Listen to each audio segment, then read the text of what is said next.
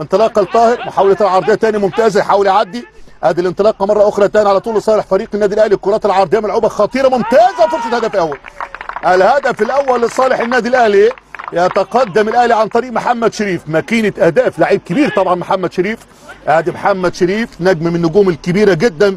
صفقه الانتقال الحر انتهاء عقده مع فريق الخليج السعودي، ياتي طبعا الى الحبيب الكبير طبعا هو النادي الاهلي. ادي محمد شريف يعول عليه النادي الاهلي طبعا بعد اسامه ابو علي ووجود جراد شار. هنشوف الشريف، لكن شوف العرضيه ملعوبه حلوه قوي جميله من طاهر محمد طاهر، وعلى طول بالاحساس العالي يحط الكوره بوجه القدم اليساري بالنسبه لمحمد شريف، ويسجل اول هدف في اللقاء لصالح النادي الاهلي. تمشي على طول الكوره تاني اهلاويه، ودي الكوره العرضيه تاني، وحارس المرمى خطيره، والهدف تاني.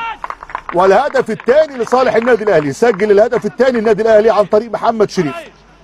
ادي محمد شريف يسجل الهدف الثاني لصالح الاهلي في الكورتين اللي الاهلي راح فيهم، سجل فيهم هدفين. ادي محمد شريف لاعب كبير جدا وهداف كبير جدا، يتمنى طبعا يقعد عمره كله مع النادي الاهلي بعد فتره احتراف. الحقيقه محمد شريف قبل بلاء طيب جدا مع الكره السعوديه.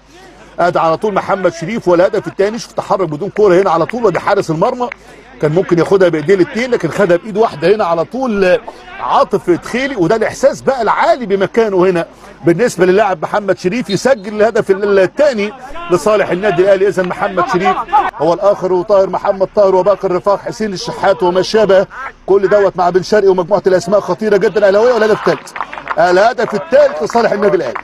يسجل الاهلي عن طريق بن شرقي. ادي اللاعب بن شرقي يسجل هدف ثالث فريق الاهلي بدون تعب في 35 دقيقه لعب، بمعدل كل 10 11 12 دقيقه هدف. يسجل الاهلي ثالث اهدافه في مرمى الملعب التونسي. الاهلي هيلعب اللقاء القادم امام البنزرتي. الاهلي يتقدم عن طريق بن شرقي بعد ما خرج محمد شريف. يسجل الاهلي ثالث اهدافه. شوف الكره اتعملت عرضيه على طول هنا. بن شرقي يا ولد لعيب جميله جدا، حاططها من زاويه ضيقه ومحطوطه حلوه قوي. طاهر محمد طاهر على طول في الجبهه الشمال يلعب العرضيه، وده على طول هنا يحط بن شرقي بشكل جميل جدا. هدف ثالث لصالح القلعه الحمراء. اذا الاهلي مدرسه كبيره جدا.